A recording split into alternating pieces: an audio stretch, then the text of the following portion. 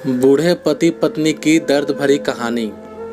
गांव के घर से काफ़ी दूर की बड़ी सिटी में मेरी नई नौकरी मिली थी। मैं इस शहर में भाड़े का घर लेकर रहने लगा।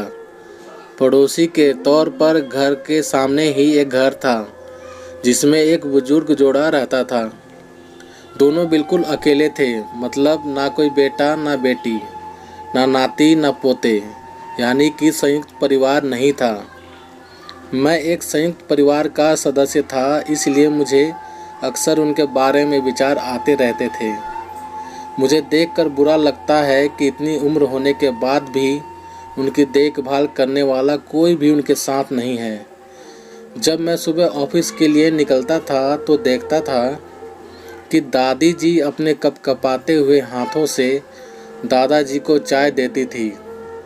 वैसे ही कपकपाते हाथों में कप लिए दादाजी चाय पीते थे। वहाँ पर रहते हुए कुछ दिन होने के बाद मुझे पता चला कि यह दोनों मिलजुल कर के धीरे धीरे घर के सारे काम करते थे। कोई भी उनसे जाकर बात नहीं करता था। इतने दिनों में मैंने उनकी आवाज़ तक नहीं सुनी थी।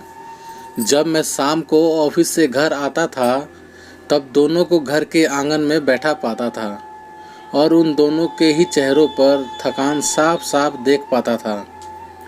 मेरा मन कई बार करता कि उनसे जाकर बात करूं, लेकिन फिर किसी वजह से मेरे पांव वहीं पर थम जाते। मैं जब जब उन्हें देखता था तो मुझे मेरे दादा दादी की याद आती थी और मैं घर पर फ़ोन लगाकर उनसे बात कर लिया करता।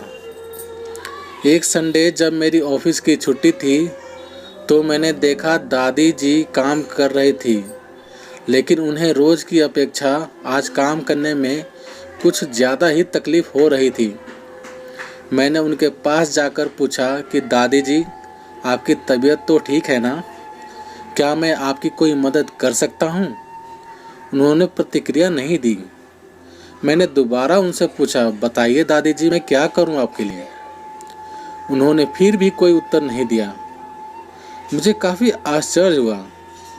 कुछ मिनटों बाद दादाजी वहाँ आए और वह भी कुछ नहीं बोले।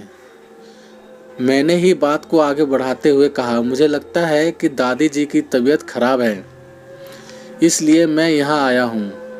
मैं आपकी मदद करना चाहता हूँ। बताइए मैं कैसे आपकी मदद कर सकता हूँ? दादाजी इशारों से मुझसे बातें करने लगे। उन्होंने इशारों से मुझे बताया कि दादी जी सुन और बोल नहीं सकती। उन्होंने यह भी बताया कि वह खुद भी बोल नहीं सकते, पर वह सुन सकते हैं मेरी बात और समझ भी सकते हैं। उन्होंने इशारों से दादी से कुछ कहा और दादी ने मेरी तरफ देखकर मेरे माथे पर हाथ फेरा। मैं उन दोनों की तरफ देखते ही रहा और न जाने कब मेरे आंखों से आंसू बहने लगे। उस दिन के बाद जब जब मुझे समय मिल मैं उनके पास चला जाता। वह मुझ पर बहुत प्यार बरसाते। अब तो मुझे उनके इशारों की मीठी भाषा भी बहुत अच्छे से समझ में आने लगी थी। एक दिन मैंने दादाजी से पूछा कि वह अकेले क्यों रहते हैं, क्या उन्हें कोई औलाद नहीं है?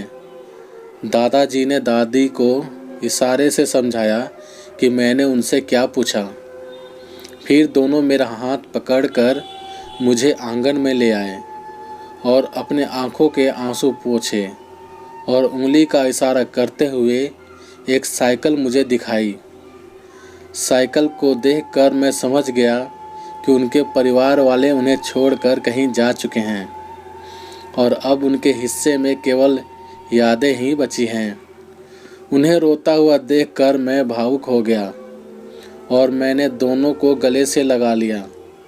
उन्होंने मेरे ऊपर अपने सीने में सालों से बंद प्यार के बादलों से प्यार की इतनी बारिश कर दी कि मैं पूरी तरह उसमें भीग गया।